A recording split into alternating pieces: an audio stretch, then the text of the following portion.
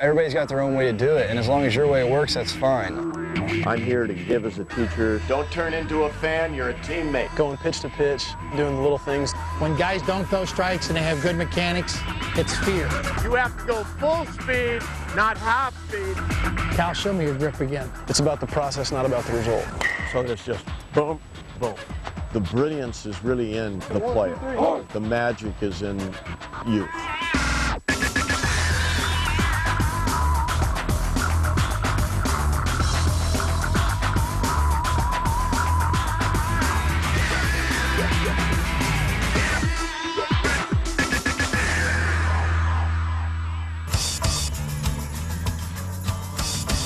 Austin, Texas, the capital city of our nation's largest state. It's also home to the University of Texas and its famed Longhorn football team. But hook'em horns and athletic dominance aren't only happening on fall Saturdays at Memorial Stadium.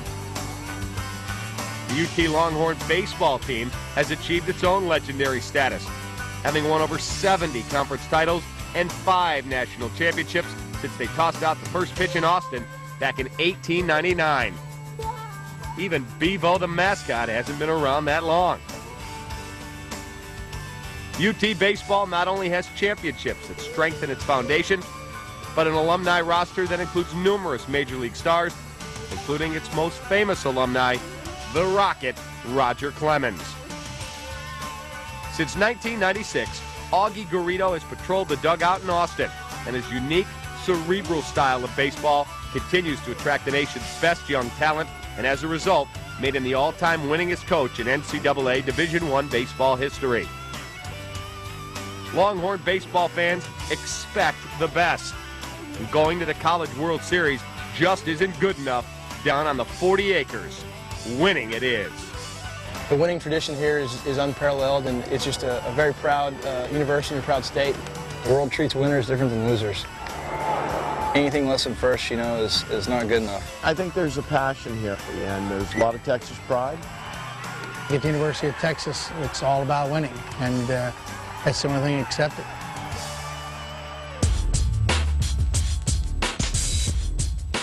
Well, the character of this team is very committed to the game. I think the players have a high respect for the game of baseball, and I think they have a complete understanding of how difficult baseball really is to play well.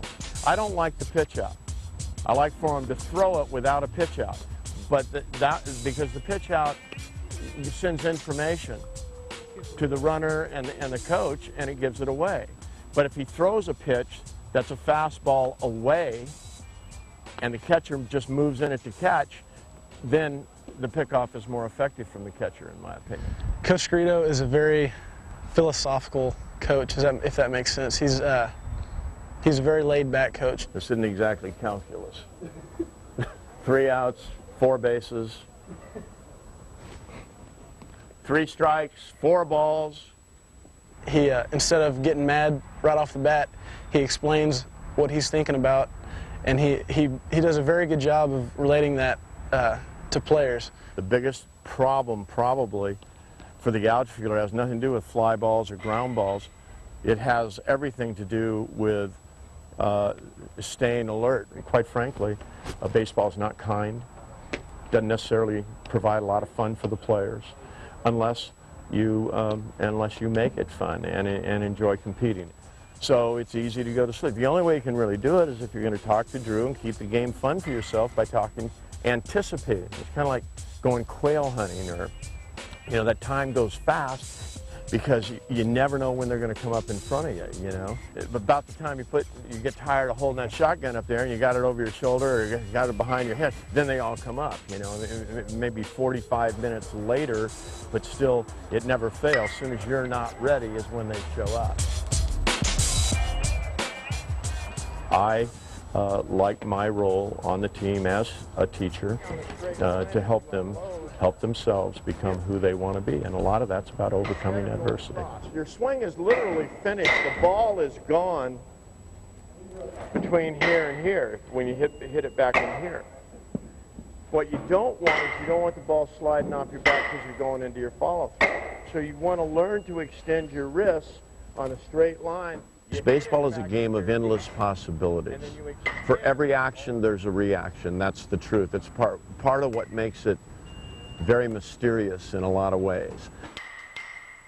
Coach Garrido really emphasizes the fundamentals. We talk about it every day before the games, before practices. If you play and stick with the fundamentals, you'll be fine. It's the same game that you've played since you were a little kid. There's nothing different. Once a ground ball's hit to you, the hitter has no control over it. That's the only thing that matters is the ball. I think fundamentals are the tools of the trade. They're the weapons in which you control the results. You don't really ever control the results. You don't master baseball. You participate in it.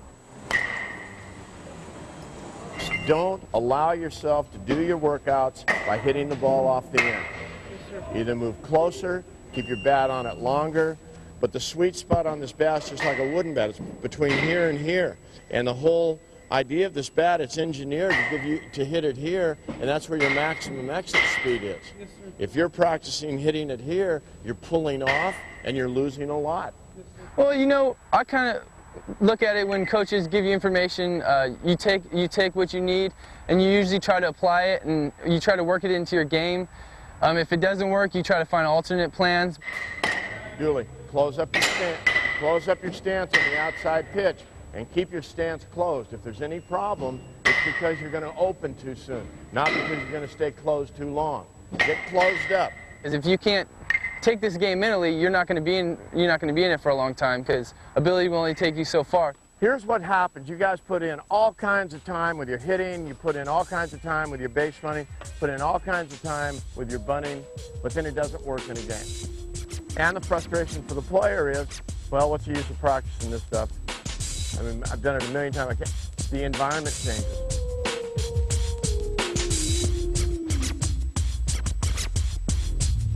Whatever it is, you have to go over the fundamental in your head about your role and the focusing on that ball. The game itself is really bigger than the people that play it.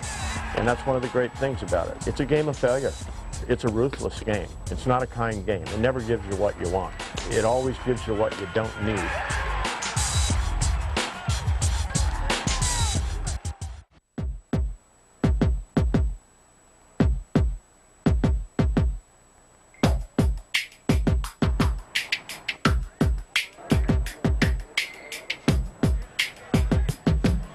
A general philosophy for us is to go out there and challenge hitters within the strike zone. To go out there and pitch your game and go right after hitters. And if you go out there and you stay within the strike zone and challenge hitters and get themselves out, you're going to have more success and you're going to stay in the game longer. I think the interesting thing is that, as far as mechanics goes, everybody does things a little bit different, and that's one thing that the coaches here are, definitely aware of. Some places they try to clone all the pitchers or clone all the hitters. Well, the bottom line is, everybody's got their own way to do it, and as long as your way works, that's fine. They grow up being told if you don't throw hard, you won't pitch in the big leagues. Well, if you don't throw something soft, off speed against the aluminum bat, you're not going to get to the big leagues because they have to throw to the aluminum bat. And if you watch his changeup, he's got a outstanding change. And Cal, show me your grip again so we can visit with him about it on your changeup. He throws it more off the middle and third finger in here. It's more of a guy termed it flosh, a couple of years ago, slosh, and it's more in this manner off those two fingers. Again, you got to keep your hand behind the ball to get it to the plate. Again, it's a little unorthodox. 2-2 swing and a miss on a fastball up in the zone. When you talk about contrasting styles, you watch a guy like Cal McCulloch and then you watch Buck. Buck's a little bit more of a high-legged guy that pitches off his back leg, probably uses more of his shoulder in everything that he throws, and his stuff is textbook. His curveball is a straight over-the-top curveball. There's the late movement that we're talking about right there, the late, and his straight change is again, he throws it more out off the middle fingers. So he gets it to really back up. His difference is probably as much as 20 to 21 mile an hour off his fastball. And to this day, now he's had hitters way out ahead of his change. But again, what sets it up and makes it a great pitch is the accuracy and late movement on his fastball.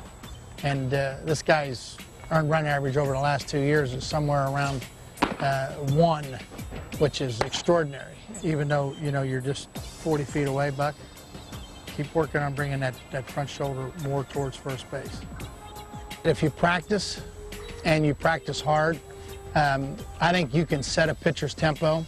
A lot of times guys don't know that, but they'll drift into bad habits by working too slow.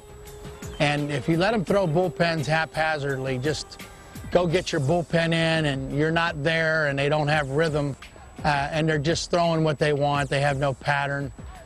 Sometimes they get into games and you're asking them to do things that's just not fair, they're not ready to do.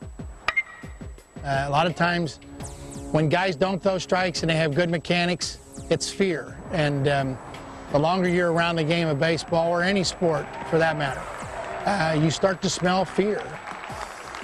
So you need to build self-esteem in the players. You need to help them recognize how to reward themselves for a job well done. The little things that go along with their performances. That was good. Gotta wait, stay behind it. Get your balance on that back leg, guys. You did it better the other day. Roll your knuckles. That grip has a lot to do with it. You know, most teams say it, but few teams actually play this way, and it's about going pitch to pitch, doing the little things to build up. It's about the process, not about the result. Now the quick pick has to be from here. You have to be, see, this is where I was saying, get on his hip. Okay, so if you're here and we put the pick off on, you can't get there from here with the ball in the hand. You've got to be over here. So there's just boom, boom. Now you got to set that up by saying back when you're working it, you got to get the runners on their team in right away, just not paying attention to that word, and you got to use it when you want to freeze them loud. So you don't just go back, back, back. You go back, back. You work it, knowing that you're setting it up and looking for that runner to get tired of hearing that.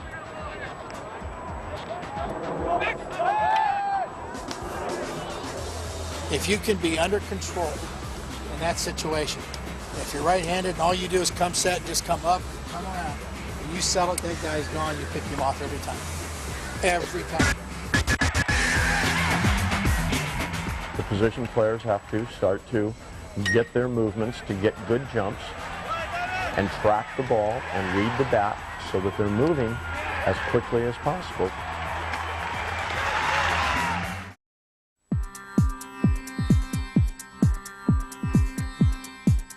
Here's the 1-2 to Buchanan. That one's hit hard on the ground. Double play. Tempo's important in any sport, and we start on that from day one when they get here, and we want game tempo all the time. Tempo really has a huge influence on performance. You know, all environments are affected by rhythm and timing, and that's the essence of tempo. I'm trying to set the pace. A lot of times when you call pitches, it's the time between the coach to the catcher to the pitcher. That time in there takes a guy out of rhythm. So I'm really quick and really early right now. So the only thing that can happen is if they're peeking on me, and if you're slow in accepting the pitches and they're peeking off of me, then they have time to relay. The pitcher is basically the conductor of the orchestra. When he starts his wind-up, everyone else on the field has a rhythm that they need to get started because they have to be in tempo with the pitcher. When the pitcher breaks his hands and gets the ball in the up position, the position players have to start to get their movements to get good jumps and track the ball and read the bat so that they're moving as quickly as possible to get a good jump and support the pitcher. So we try to keep a quick tempo whenever we can on offense, and then if we feel like a pitcher on defense is getting into a good groove, we try to change the tempo on him by slowing things down. Well, on offense, to control the tempo, the hitter controls the tempo. If you're not ready to go when you get in the box, then you should step out. You should never let a pitcher quick pitch you. If you get in the box and they're in the middle of their motion, you need to step out. Because the hitter controls the tempo on offense. Hitter looks at the coach, gets the sign, then they look at each other to see if the runner is going to put on a sign. And then the hitter has a chance to put on a sign if he chooses. So it goes coach, runner, hitter.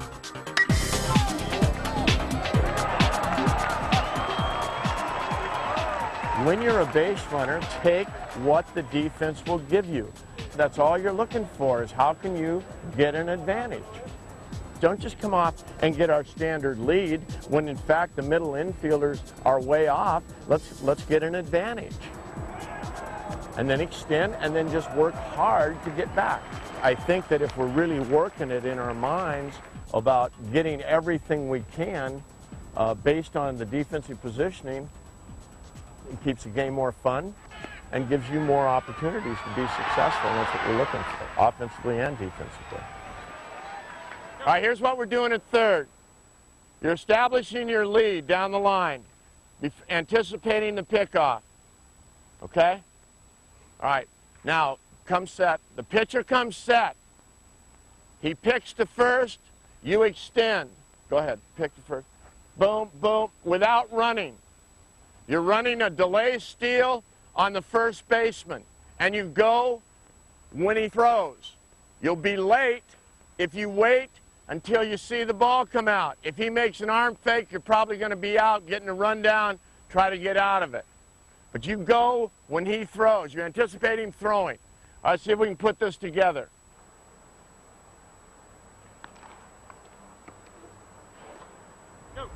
There.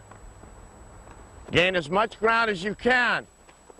Don't wander down there. Break hard and force a quick throw. Body language is what they're going to read and react to. Give them a steal. We've never really done very well with this, and no one in our conference uses this. I really think there's runs to be scored because no one uses it.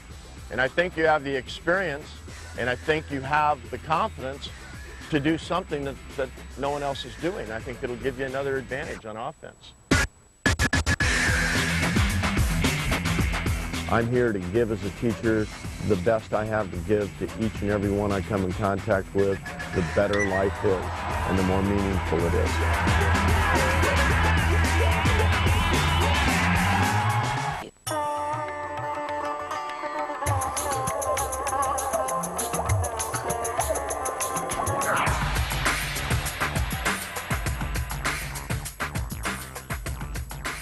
What we're doing, this is that 3-6-1 double play.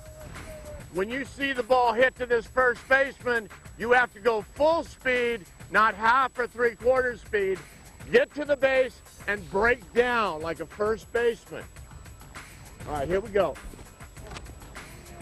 You got to see the ball in your glove. It all starts with making the catch first. There are no blind baseball players. Don't play blind. When you overthrow this ball on this AstroTurf, it rolls forever. You've got to be disciplined enough to know what position you need to get into after the ball's put in play and get there.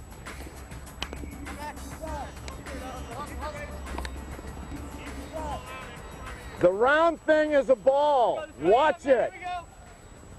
God damn it. We've got to get this. So we'll do a little reinforcement on how we do the drill.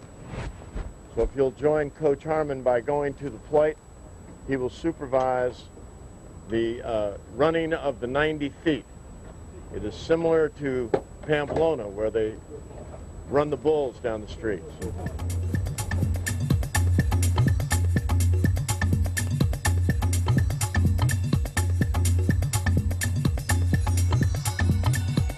It's more mental than physical. All of these players are very talented,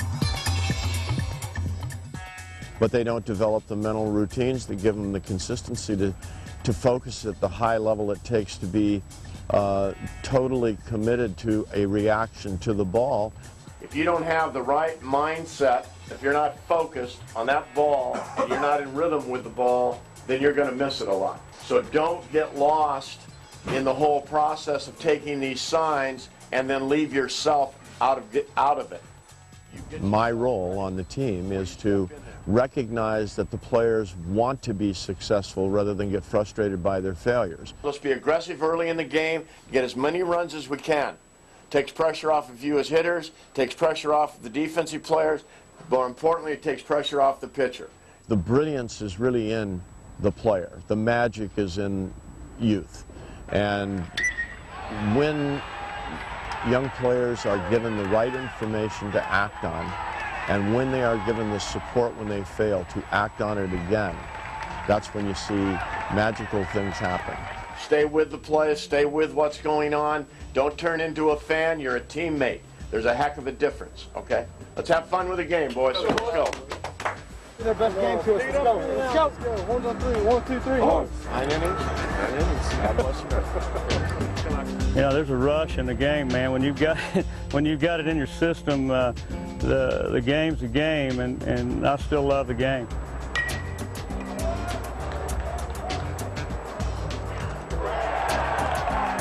Well, I know this to be true. If a young player or anyone stays committed to the process and finds the fun in that, the participating in the process itself, without thoughts about the rewards, that's when their true brilliance comes out. A lot of kids wanted to play, you know, major leagues and stuff like that. But my first goal was to come here and play for the Longhorns. I like the kids, love the kids. I like to see them grow from being little boys when they get here to being men. You know, we're very business-like, you know, with a really kick-back Southern attitude. We love coming out here and playing and have fun, but we also have objectives and goals. And being in this game as a coach for as long as I've been in the game has been a part of the journey that I enjoy the most.